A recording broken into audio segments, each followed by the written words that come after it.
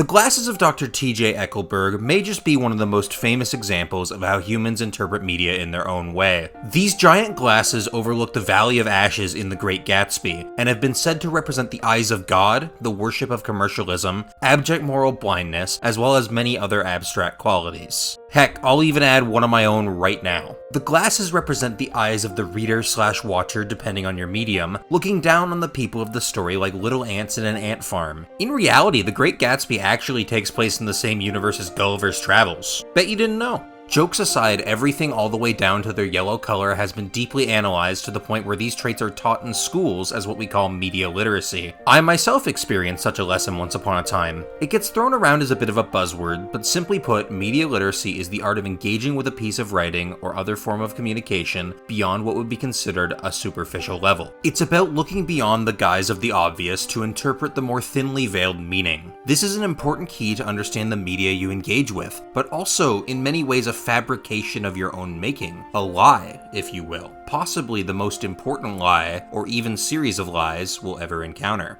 You may have at some point in time seen this meme floating around as a criticism of media literacy and what it aims to achieve. You could substitute the blue curtains mentioned for any number of other examples, but the point being represented here is that something that is entirely unconfirmed as true or false is being presented to you as if it were fact. In reality, it's simply just a theory. A game theory! Not now, MatPat, we'll get to you later.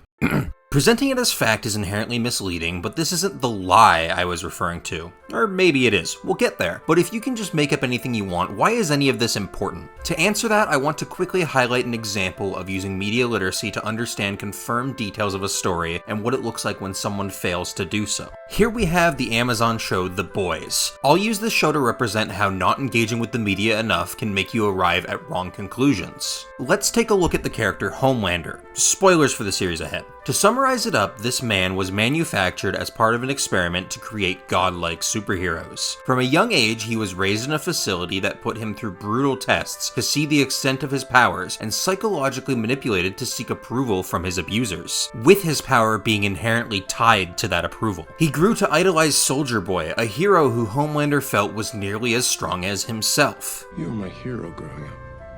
I watched all your movies hundreds of times. You were the only one that was nearly as strong as me. Nearly. From a young age, it's very clear he believes nobody is truly above him. As an adult, this results in him being generally arrogant and disrespectful to the people around him, as well as consistently resorting to threats and acts of violence to get what he wants. Job. Please. Oh God, oh God. No. No God. The only man in the sky is me. It is well established from a viewer's perspective that his entire self-worth is tied to how powerful he is, to the point where he actively tries to reject the concept of his own humanity. At his most vulnerable moments, he speaks to himself in the mirror, and the version of himself he sees pushing him forward is a representation of this power, who he thinks he must be. The Homelander in the mirror takes credit for getting out of all the bad situations he ever had to face, and loathes the humanity that clearly exists within, encouraging the real-life version to abandon it. A dirty, shriveled, anemic little part of you that still mewls for approval and love and a mommy and a daddy and a boo-hoo-hoo.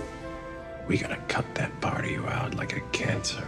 This man is a deeply troubled and scared individual, but idolizes power in such a way that he is actively disgusted by himself in moments of weakness. Cut to the end of the series where Homelander has just been depowered, something that has never been the case for him before. The metaphorical man in the mirror is no longer there to protect him. The expressions on his face show he's visibly shaken by this development, and in one last desperate grasp at control, attempts to take a swing at his enemy, William Butcher, who proceeds to easily stop him and bash his face in. Homelander is no longer the strongest man on the planet, let alone in the room. Reduced to the weak and scared human he wishes he wasn't, facing his imminent death. Given the context of who Homelander is as a character, let's use some media literacy to guess what his reaction here is. In 3, 2, 1.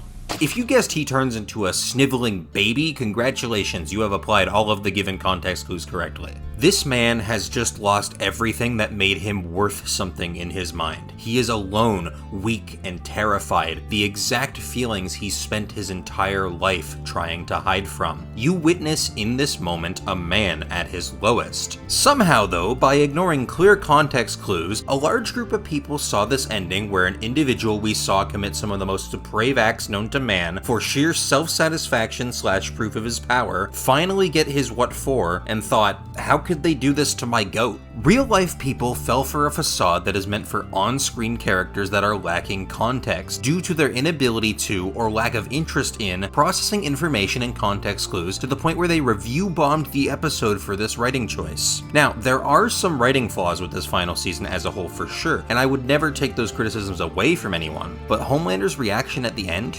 shouldn't be one of them. Understanding this would be an example of how one should use media literacy, so to speak. It's a fairly reserved explanation that keeps to the key information presented in the narrative without extrapolating any major details or meanings, but anything that can be done can be overdone, and we as humans often don't do exactly what we should. Which circles us back around to the idea of the glasses and the theories surrounding them. Here I'll provide an example of one of those types of theories about a piece of media that has been actively disproven. Ironically, it centers around another recently popular superhero series. The TV adaptation of Image Comics'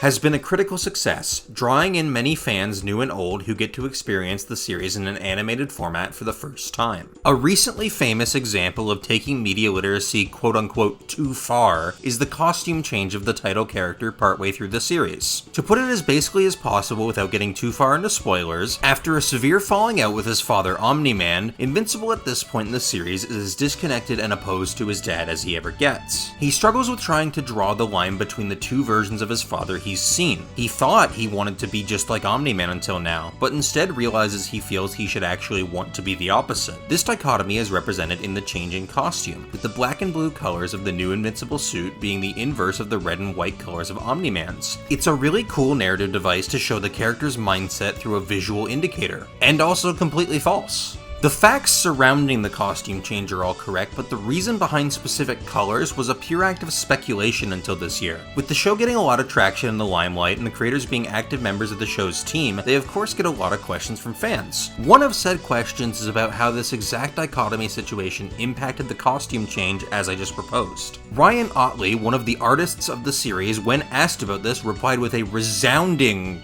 of course not. He stated the proof is in the comics, where Omni-Man's costume was originally red and light blue. Therefore, the black and blue could not be an inverse under that context. To take another example, in this series, it was also theorized that the reason Invincible could beat characters that are supposed to be far stronger than him is the idea that adrenaline may be something unique about his partially human genetics. This idea was shot down by writer Robert Kirkman. And is Mark a stronger Viltrumite because he has adrenaline?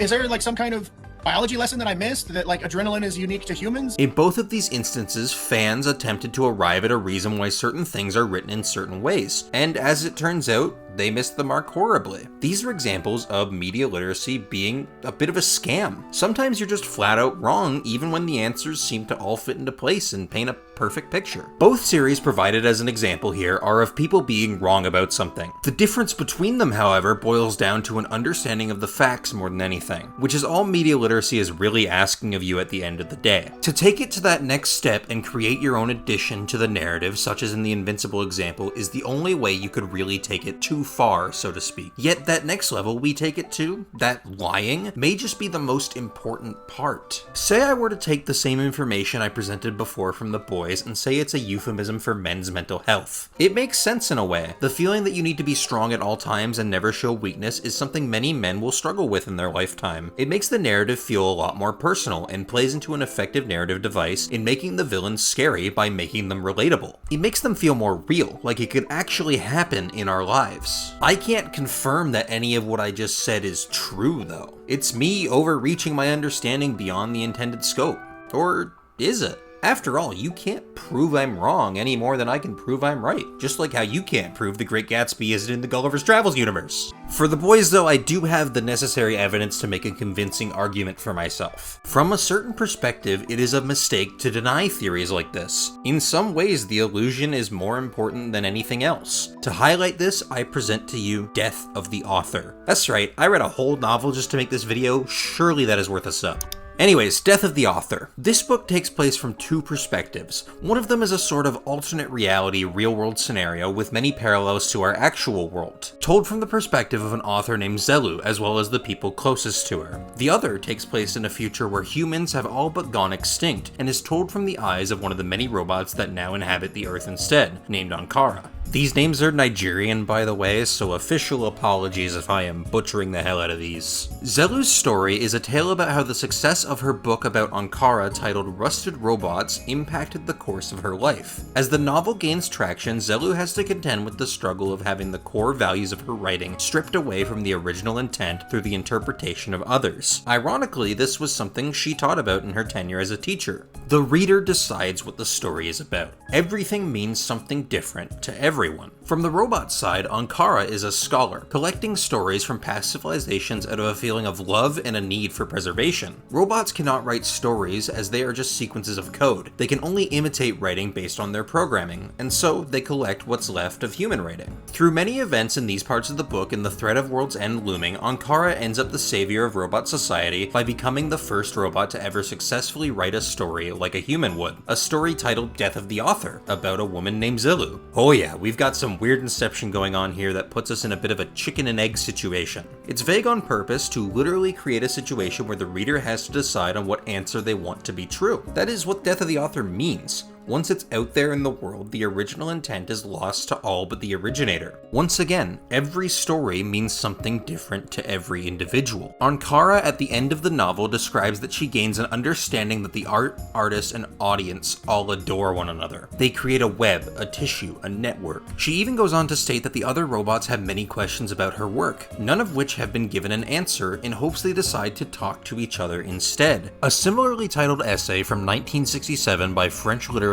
critic Roland Barthes called The Death of the Author shares the same sentiment, with quotes from the essay saying things such as, "To give a text to an author is to impose a limit on that text," and "A text's unity lies not in its origins, but its destination." Both of these writings give more weight to the interpretation of the reader. It's encouraging the creation of theory. A game theory. That's right, I teased it before and now we're here. It's game theory time. MatPat made a career and eventually a company out of playing jump rope with media literacy. Across 4 channels with over 2,000 videos worth of collective content, there has been theories plausible, outlandish, confirmed, denied, and still unanswered. They've collected a mass of inquisitive viewers interested in talking about different ideas from a variety of angles, listening to the thoughts of others and sharing their own. What the people behind the Theorist brands have created here is a monument to human interpretation and our ability to interact with the media around us. The fact that they're successful shows that people love it. Some things, like the situation presented about the boys and that which was actively deconfirmed for Invincible, may not be up for interpretation, but the stuff that is what keeps people coming back. You see, when people get their hands on media, they give it life and substance. We each pour a piece of ourselves into the media we love most, and it begins to take on a new identity. That is media literacy at its heart. Our hearts, our feelings about media, and our desire to share those feelings are what keeps these creations alive. Doesn't matter if we're right or wrong, whether we're making up lies or telling our own truths. It matters that we tried, because in the end, the most important lies of all are the ones we tell ourselves.